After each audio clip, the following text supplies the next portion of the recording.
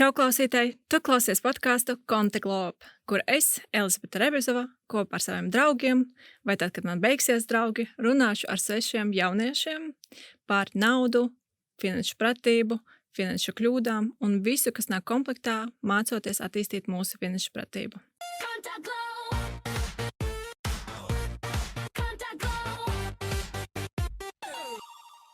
Šodien pie manis ir mana iedvesmojoša draudzene Laura Prusakova.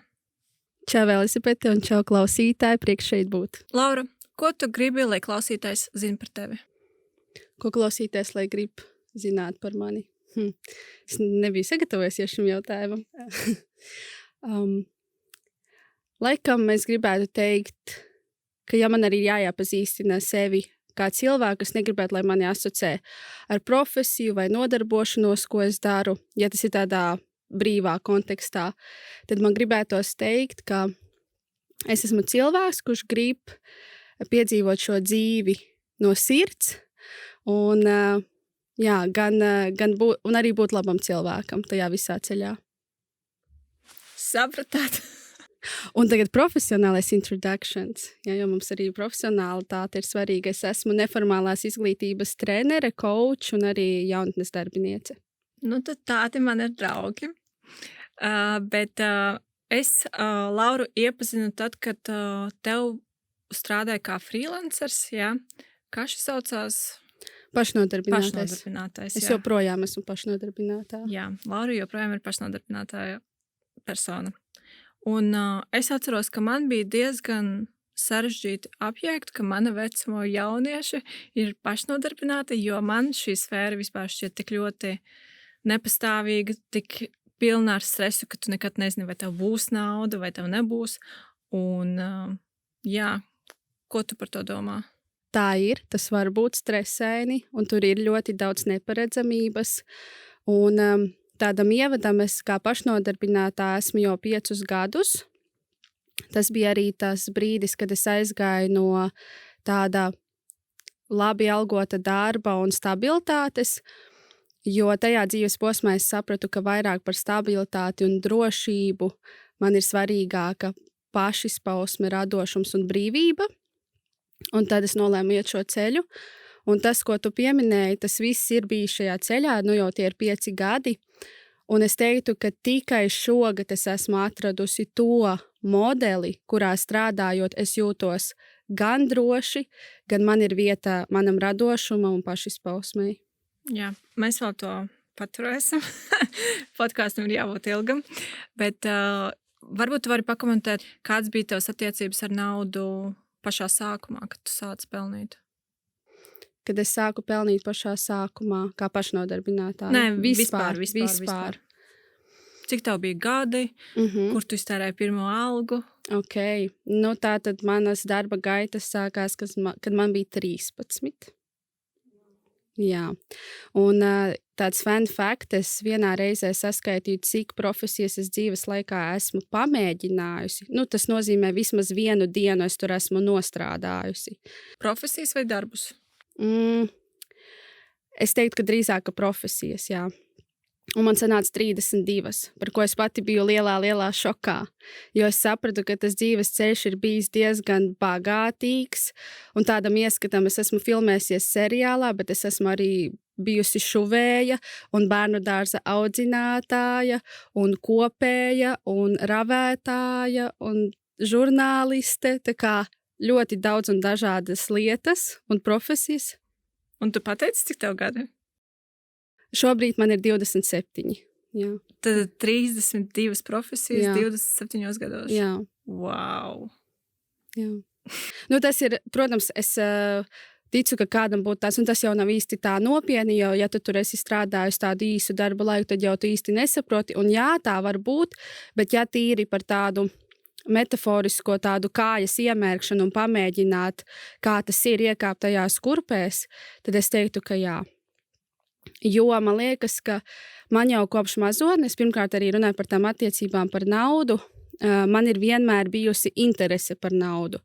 Jau kopš mazotnes, un man vienmēr arī tas interesē tieši tāpēc, ka ģimenē bija ļoti daudz strīdu par to naudu, un tad man pēc iespējas ātrāk gribējās iegūt arī to savu naudu, lai es sāku saprast, par ko tad ir šie visi strīdi un kas tajā naudā ir tur tik svarīgs. Jo tad, kad es biju bērns, es tieši vēl vakardien tā domāju, tad, kad es biju bērns, es atceros, ka tā naudas nozīme man tāda kā nebija. Es nekad līdz šim tādam apzinātam vecumam nebiju domājis par to, ka manai ģimenei bija maz naudas vai daudz naudas, jo it kā tās pamatvajadzības bija noklātas, bet ja es tagad reflektēju, jā, mūsu ģimenei nebija ļoti daudz naudas. Mēs bijām tāda vidējas klases ģimene, varbūt pat nedaudz zem tā vidējā, un ļoti daudzas lietas, kas bija maniem vienaudžiem, man nebija.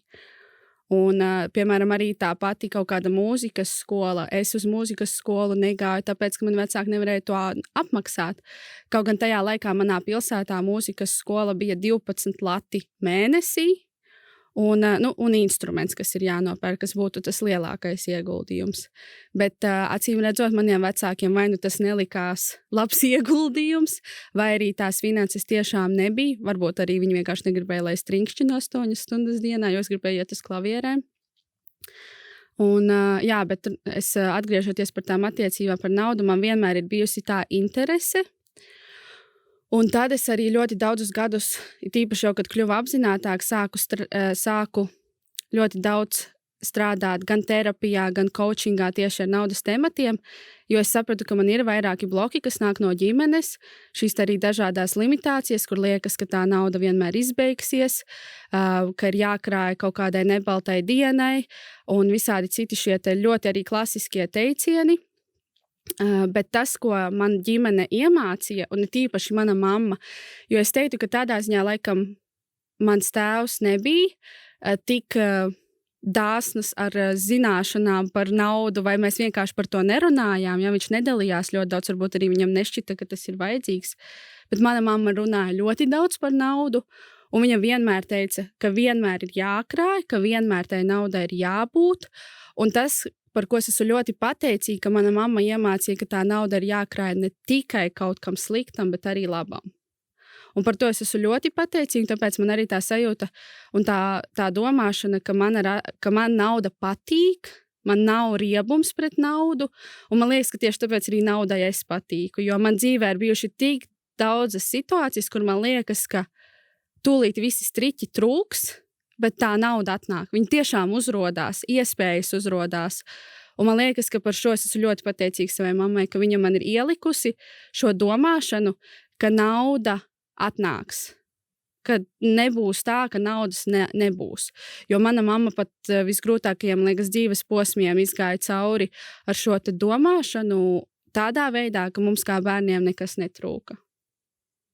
Tu teici, ka tu gājusi terapijā un runājusi un domājusi par naudu, bet varbūt tu vari padalīties ar vienu to mentālo bloku, kas tev bija saistībā ar naudu, ko tev izdevās pārvarēt? Ko man izdevās pārvarēt? Tas būs, es domāju, kā viņu noformulēt, bet tieši par to, kā sadzīvot ar to neparedzamību. Jo es vienu pieminēju lietu par šo ka mana mamma iemācīja, ka vienmēr nauda būs, bet man ir jāpiebilst, ka mani vecāki tomēr visu savu dzīvi ir izvēlējušies šo drošo ceļu ar stabilo darbu. Ir bijuši manai mammai kaut kāda piepelnīšanās, tur avoti, ka viņa tur ir pārdevusi tomātus, paši izaudzētos vai kaut ko tam līdzīgi, bet tomēr vienmēr ir bijis tas drošais ceļš, un es un mana māsa bijām pirmās ģimenē, kuras nolēma kaut kādā viņa vienā posmā, es citā posmā, iet šo pašnodarbinātā ceļu.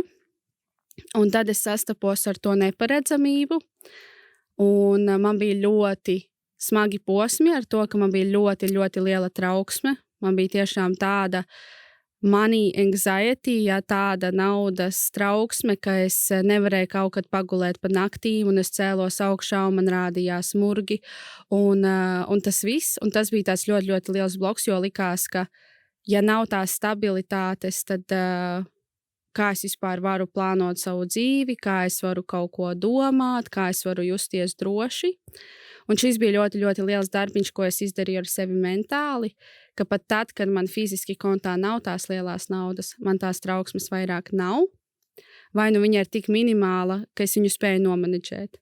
Man liekas, tas ir ļoti milzīgs sasniegums, jo tas man ir palīdzējis neapjukt šajās situācijās vairāk, un tā vietā, lai stresotu un izjustu trauksmi, atrast risinājumu. Ka, ja es tiešām saprotu, ok, tās naudas paliek mazāk, un es nezinu, ka man tur būs jāmaksā īre pēc tik un tik dienām, es atrodu iespējas, kā pa to mirkli nopelnīt, ja tā tiešām ir.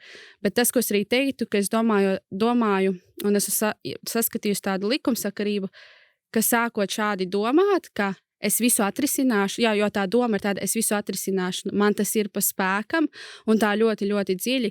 Viņa man ir atvedusi arī šobrīd līdz tādai finanšu situācijai, kur man nav jādomā par to, ka man pēc 2 nedēļām nebūs par ko samaksāt. Jo caur šo domāšanu es esmu iemācījusies daudz labāk pārvaldīt savas finanses.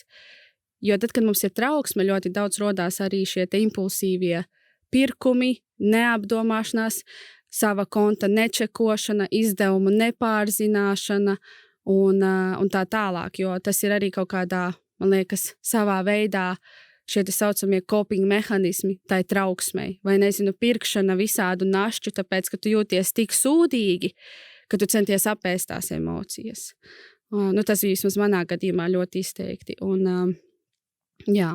Tā kā es teiktu, šis ir viens no tādiem ļoti, ļoti spilgtiem un manāmiem blokiem, ar kuriem es esmu tikusi galā un kas arī ir ļoti acīm redzami uzlabojis to manu finanšu gan pratību, gan vispār finansiālo stāvokli. Tu pateici ļoti daudz labas pērles.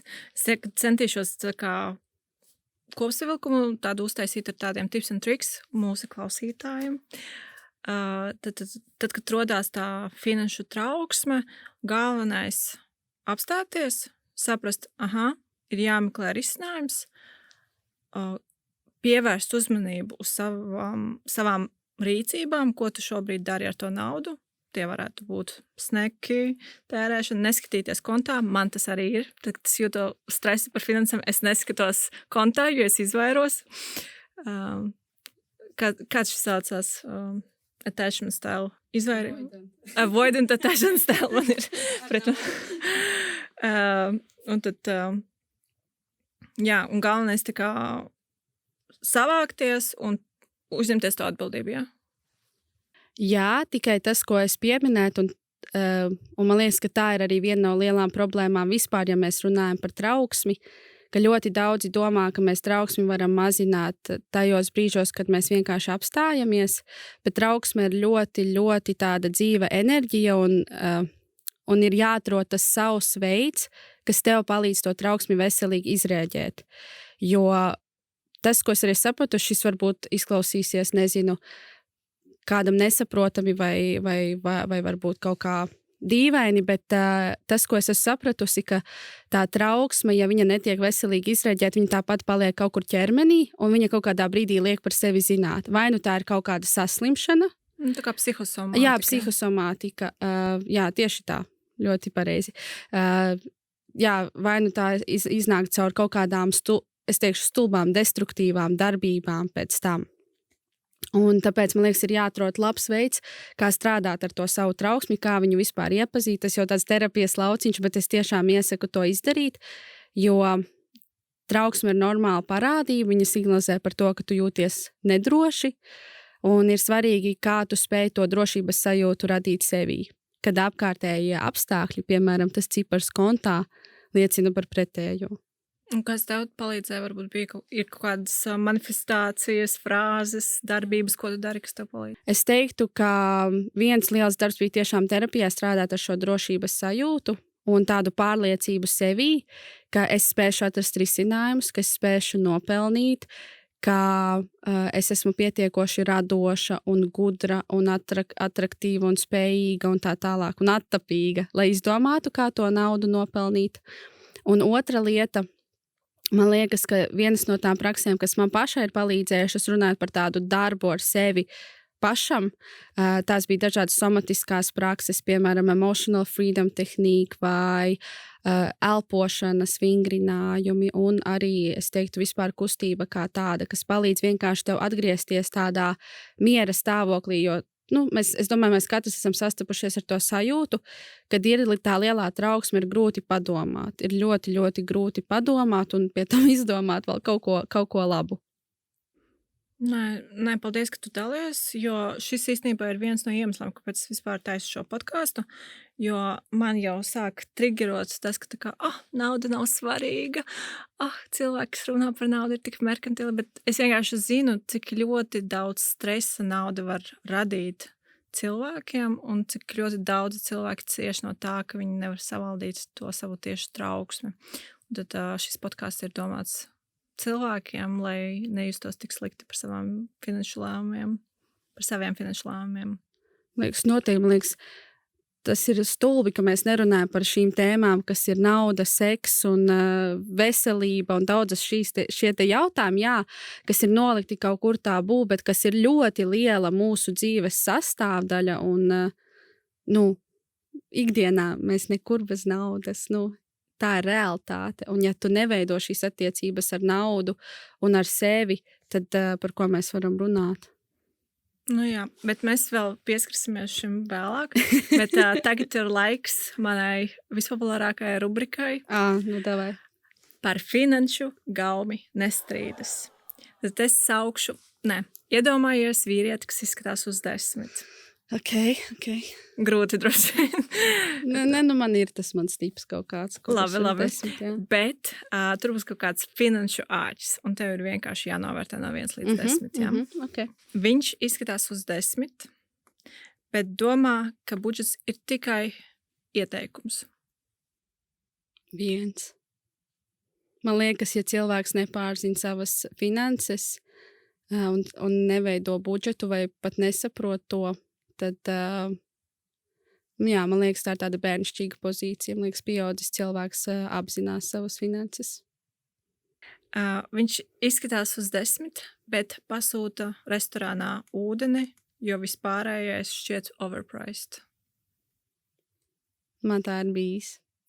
Randiņā man ir bijis tāda pieredze. Man liekas, te ir atkal par to domāšanu. Un es nezinu, man vienkārši tas nesaista 1. Es varbūt esmu ļoti barga vērtētāja. Redziet, tā kā jūsu finanšu lēmumi var tā kā, atbiedēt potenciālos partnerus. Tāpēc ir jādomā par naudu, lai vairāki cilvēki gribētu būt ar jums kopā. Jā. Protams, es arī pieminēšu, bišķiņ tā no empātijas puses. Man liekas, gan pirmajā, gan otrajā tajā jautājumā tur, protams, ir tas stāsts par to, ka tas cilvēks varbūt nav savā dzīvē saskāries, piemēram, vajadzību vispār budžetēt. Varbūt viņam ir tik daudz to ienākumu, ka viņam vienmēr pietiek, viņš pat par to neaizdomājas. Ja? Un tas nepasaka, ka viņš ir slikts cilvēks, bet viņš vienkārši nepārzina savas finanses.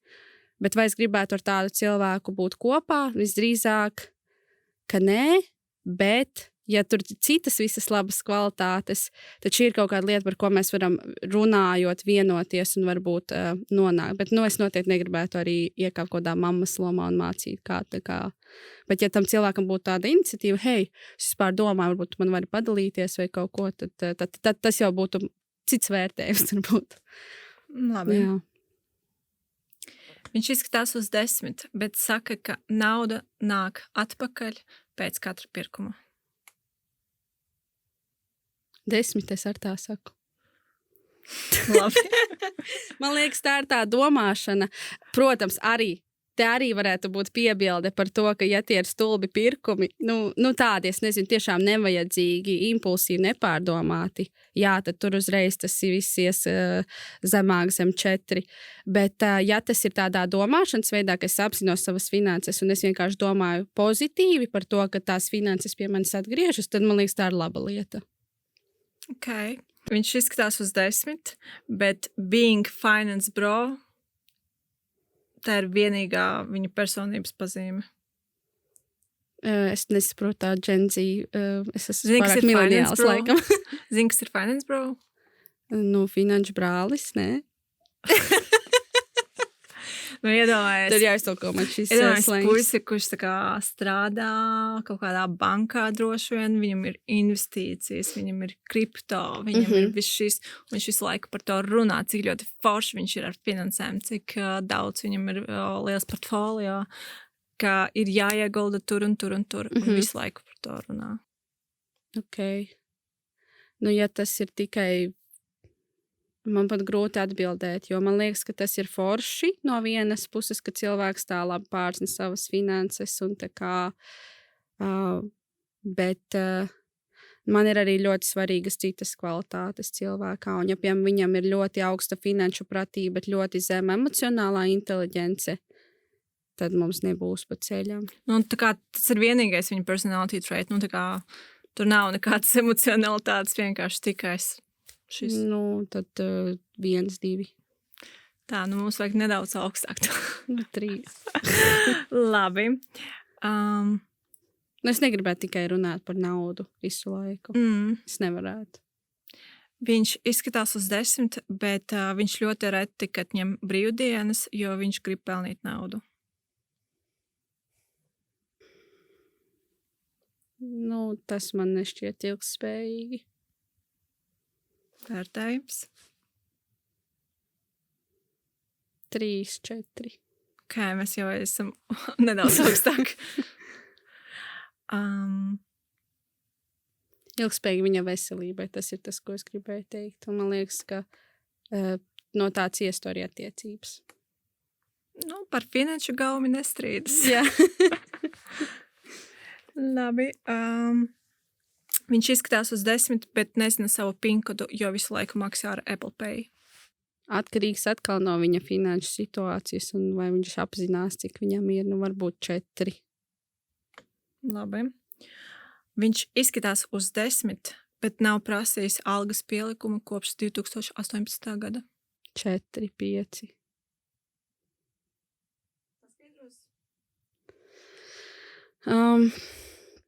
Es nelieku augstāk, jo man šķiet, ka ir svarīga gan izaugsme, gan arī, nu, ka tas varētu liecināt par kaut kādu nepārliecinātību, bet iespējams viņam tā alga ir tik ļoti laba, ka viņam ar to naudu pietiek pārēm, vai varbūt viņš ir kaut kādā senior pozīcijā, kur, jo es zinu, ka ir arī tādas kaut kādas darba vietas, kur, nu, tu īsti tur nevari vairs augstāk uzkāpt nekur. Un varbūt, ja viņš ir sasniedzis tos griestus un tas viņu apmierina,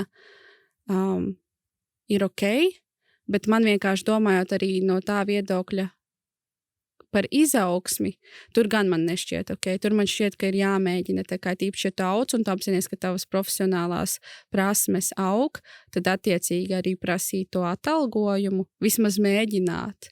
Jo, nu, var gadīties, ka tev viņu neiedos, bet man liekas, tas solis, ka es vismaz mēģinu, tas jau parāda, ka man ir tā vēlme augt. Nu jā, un tas par pašvērtējumu. Jā. Kaut kā Nu, es jā, arī to teicu, jā, ka tas ir, man liekas, sasaistās ļoti cieši, jo, man liekas, vispār runājot, nu, arī kā man pašnodarbinātības ceļā, tas ir ļoti liels iekšējs darbs paprasīt tik, cik es vēlos, ne jau tik, cik man liekas, būtu pieņemami. Labi. Un visproaktīvākais. Viņš izskatās uz 10, bet pelna mazāk nekā tu. Te arī man būs ļoti tā dalīta atbilde. Man liekas, te man slēdzas arī tā empātija. Vai mileniāls vienkārši. Vai mileniāls, jā. Bet vienkārši man liekas, ka ir tā, arī tas stāsts, jā, ka te ir grūti pateikt bez konteksta. No tāda rubrika. Sadzīvo ar to. Jo ir dažādi mums dzīvē posmi, un, piemēram, tad, kad es aizgāju no sava stabilā darba uz pašnodarbinātību, skaidrs, ka es nepelnīju uzreiz ļoti daudz. Un, ja tāpēc, piemēram, mans partneris pateiktu nē, man liekas, tad tas arī nav īsti tā cilvēcīgi un tā, bet ja tas ir kaut kas konstanti un tam cilvēkam nav šīs te vēlmes augt un attīstīties, un tas pat nav jautājums, tā kā pelna mazāk par mani vai nē, jo, zin kā, varbūt es pelnu 5000 un viņš pelna 4999, ja, kas matemātiski ir mazāk, bet, nu, tādā īsti sajūta līmenī tas īsti nekas nav, nu, tad atkal, tāpēc es saku, bez konteksta man ir grūti pateikt, bet ja es ņemu tā strupi, nu tad 4-5. 4-5. Labi, tad šī bija rubrika par finanšu gaumi nestrīdas. Kā tev patika? Nav bail, ka tev tagad 40-gadīgie vīrieši sāks bombardēt komentāros? Nē. To man arī ir pašnodarbinātības ceļš iemācījis. Jā, nu tad runājot par to pašnodarbināto ceļu, vai tu atceries brīdi, kad saprati, ka tev ir jāiemācās plānot savu naudu, budžetu nedaudz citādāk nekā cilvēkiem ar stabilu algu? Noteikti.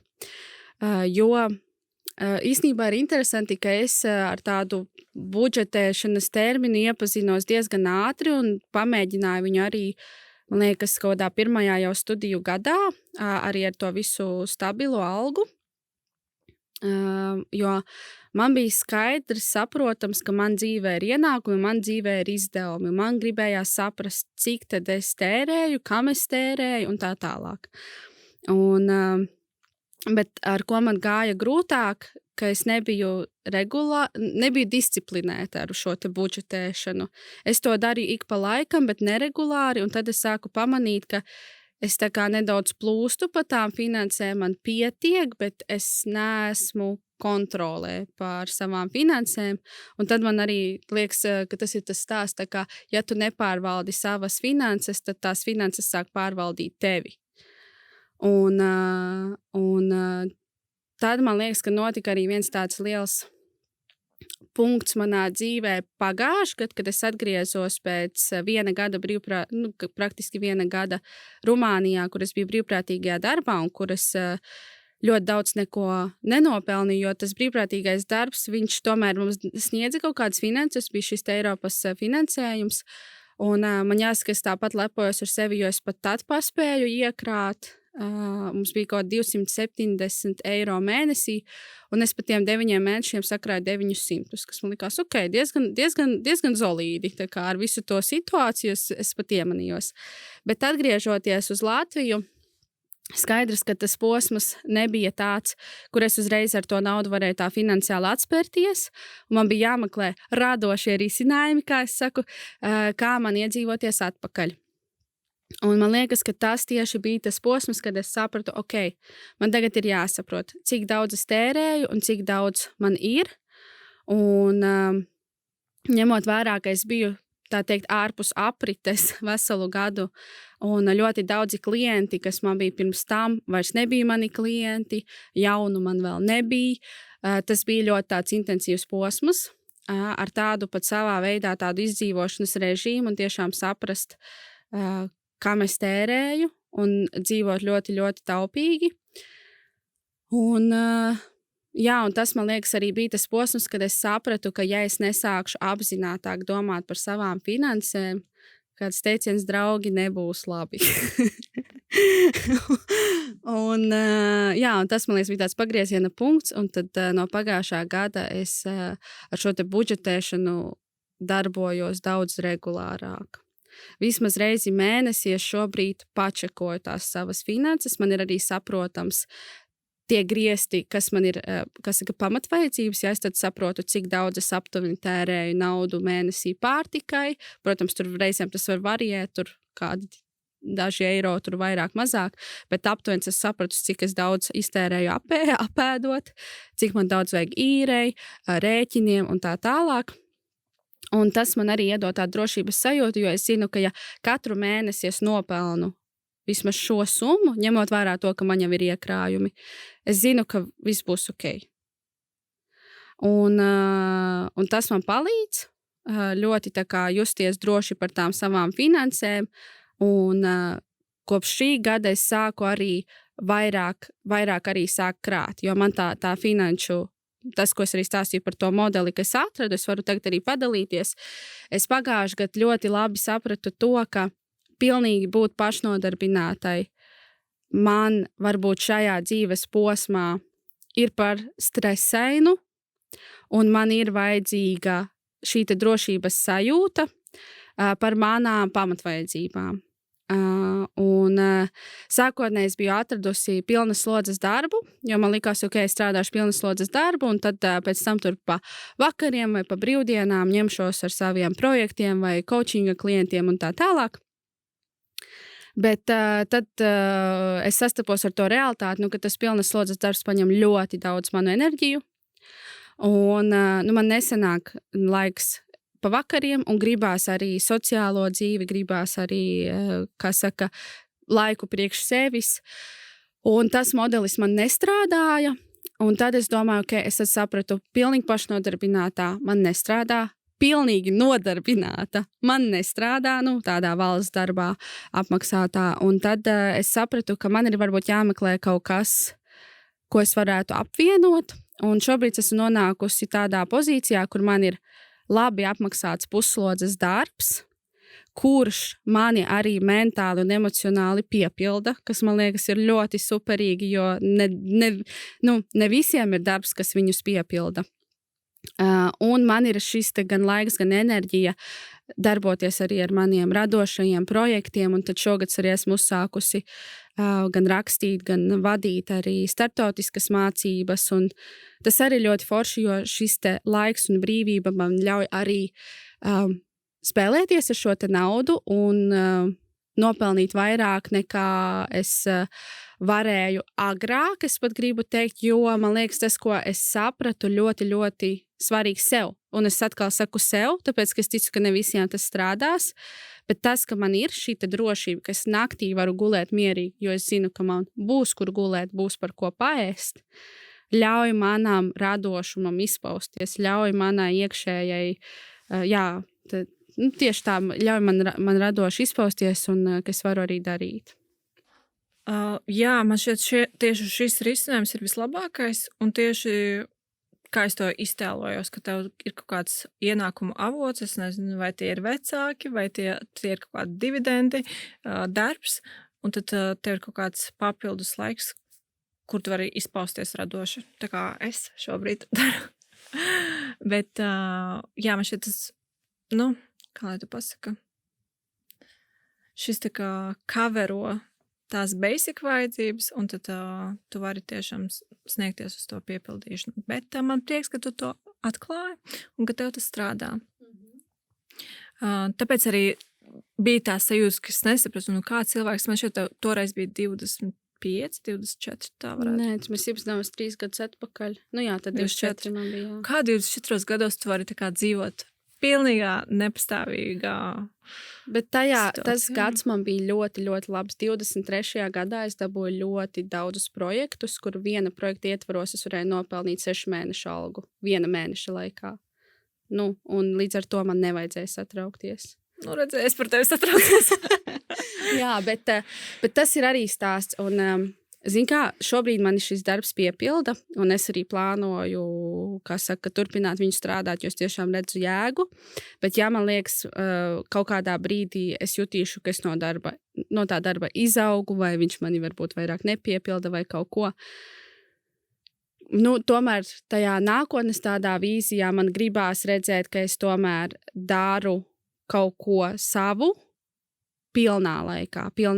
Bet tas, ko es esmu sapratusi, un kur es, man liekas, pieļāvu kļūdas pirms tam, kas varbūt arī mani noveda pie kaut kādiem tādiem izdegšanas posmiem, bija tas, ka man nebija īsti sistēmas. Man nebija īsti skaidrs, kā šos te ienākumus atkārtot. Kā izveidot tā, ka man tā klientu plūsma ir daudz maz stabila, jo es esmu diezgan daudz apgrozījusies pasākumos un vidēs, kur ir cilvēki, kas ir gan pašnodarbinātie, gan arī uzņēmējdarbībā. Un tas, ko es esmu sapratusi, ka tiem cilvēkiem, kuriem izdodas, un tiem cilvēkiem, kuriem tās finanses arī tiešām ir un aug, ir tie, kuriem ir sistēmas, un ir tie, kuri māk parūpēties par to, ka šis te klients, ka viņš būs. Un tas ir kaut kas tāds, pie kā man būtu vēl jāpiestrādā, lai es saprastu, jo man labi ir izdevies līdz šim, kā saka, izdzīvot un visu kaut ko foršu padarīt un tā tālāk, bet es neatradu vēl to sistēmu, neizveidoju, kas mani būtu balstījusi ilgtermiņā. Un tas ir kaut kas, ar ko es gribu pastrādāt, strādāt un izveidot nākotnē. Bet tas ir tieši mans stereotips, kas man ir galvā par pašnodarbinātiem cilvēkiem, ka viņi ir ļoti harizmātiski, viņi ir ļoti attapīgi, spītīgi, viņi ies uz priekšu, ka tev ir jāpelna nauda, tas ir atkarīgs tikai no tevis, un viņi spēja iepazīties ar cilvēkiem, viņi iet runāties, un man šķiet tas būsto tik ļoti tavu pašvērtējumu par sevi, ja tu esi pašnodarbinātājs. Tev nebija tā, ka tev kā pacēl savu pašvērtējumu? Es domāju, ka noteikti pacēla, bet arī bija kaut kādos brīžos, kur tas manu pašvērtējumu grāva. Un tad man liekas, te ir atkal tas stāsts par to, kā es to uztvēru un kā es ar šo situāciju, kas man atnāca strādāju. Jo, protams, tad, kad tu dari un tu uzņemies, un man mīļākais vārds, es atceros, man bija tāds milzīgs, izveidots, tāda kā kolāža kaut kas, un tur bija pa vidu bija milzīgiem burtiem tā kā proaktivitāte. Jo tas, ko man iemācīja pašnodarbinātības ceļš, ir tas, ka ne jau gudrākais uzvar, bet proaktīvākais. Un to es arī pamanīju, ka tajos brīžos, kad es slēdzu iekšā šo savu proaktivitāti, es satiku fantastiskus cilvēkus, ieguvu fantastiskas iespējas, un tas tiešām atmaksājās. Tāpēc, man liekas, ejot šo ceļu, tev ir jāapzinās, ka nepietiks padarīt šur un tur. Tev būs jābūt proaktīvam.